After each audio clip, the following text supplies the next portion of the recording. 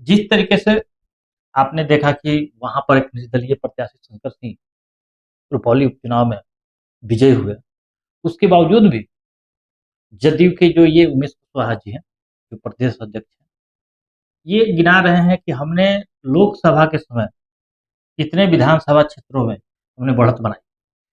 उसी में एक रुपौली विधानसभा भी है जहां पर उनकी बढ़त बढ़ी, जहां पर उनकी बढ़त बनी थी। लेकिन उपचुनाव, लोकसभा चुनाव होने के कुछ ही महीनों बाद क्या, कुछ ही दिनों बाद जब चुनाव हुआ, वहां पर इनको करारी हार मिली थी।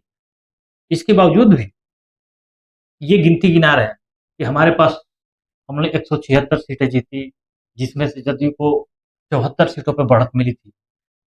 लेकिन जस्ट परिणाम उसके विपरीत आया।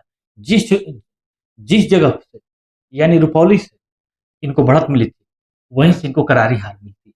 उसके बावजूद भी ये बिहार में बढ़ती बेरोजगारी क्या, बिहार तो बेरोजगारों का कारखाना ही है। अगर कारखाना नहीं होता तो यहाँ से ट्रेन भर भर के मजदूर दूसरे राज्यों में क्यों जाते,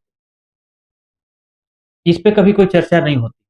नीतीश कुमार जी 2005 से सत्ता में आए हैं, और 2005 से सत्ता में आने के बाद 2024 चल रहा है, लगभग 19 साल, 6-7 महीने बीच में मांझी मुख्यमंत्री रहे थे।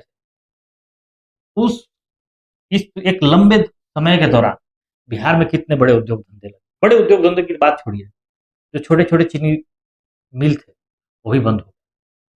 इसके लिए जिम्मेवार तो राज्य की जनता, जिसने आपको मौका दिया, क्योंकि आप बार बार कहते थे कि जंगल राज, जंगल राज।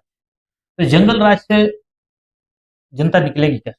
बिहार में आप देख ही रहे, पिछले कुछ महीनों से अपराध का ग्राफ काफी तेजी से बढ़ रहा है। और मुख्यमंत्री जी जो हमारे विकास पुरुष, उनका तो आप ड्रामा देख ही रहे। कभी मोदी जी का पैर पकड़ लेते हैं, कभी किसी आईएएस अधिकारी का पैर पकड़ लेते हैं, किसी इंजीनियर का पैर पकड़ लेते हैं। अगर एक मुख्यमंत्री अगर इस तरीके के कारनामे करे, तो उस राज्य की जनता को क्या करना पड़ेगा? जब मुख्यमंत्री की बात अधिकारी नहीं सुनते, तो उस राज्य की जनता की, आम जनता के अधिकारी कैसे बात सुनेंगे, कैसे न्याय मिलेगा? यहाँ हत्या पे हत्या हो रही है, लोग न्याय के लिए दर दर भटक रहे हैं, पुलिस प्रशासन बात नहीं सुनती। ऐसी एक दो नहीं, कई घटनाएं हैं। अगर जिनको लगता है कि मैं झूठ बोल रहा हूँ, तो उनको एक दो नहीं, सैकड़ों घटनाएं गिनाएंगे पिछले एक महीने के अंदर। तो इस तरीके से अगर आप कीजिएगा, रुपौली उपचुनाव से कम सीख लीजिए, जनता के दुख दर्द को समझिए। अगर नहीं समझेंगे तो रुपौली तो एक झांकी है, 2025 अभी बाकी है। पक्ष हो या विपक्ष, जिस तरीके से महंगाई से लोग परेशान हैं, इसमें विपक्ष भी सवाल नहीं उठा पा रहा है, और सत्ता पक्ष तो मौज में ही है।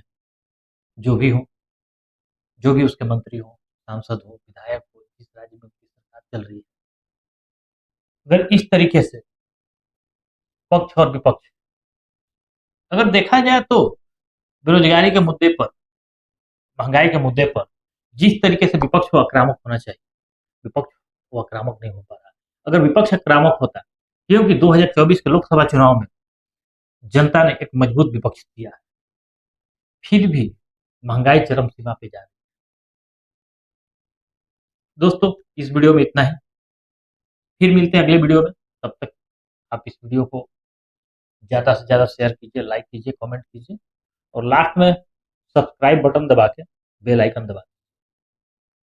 जय हिंद दोस्तों।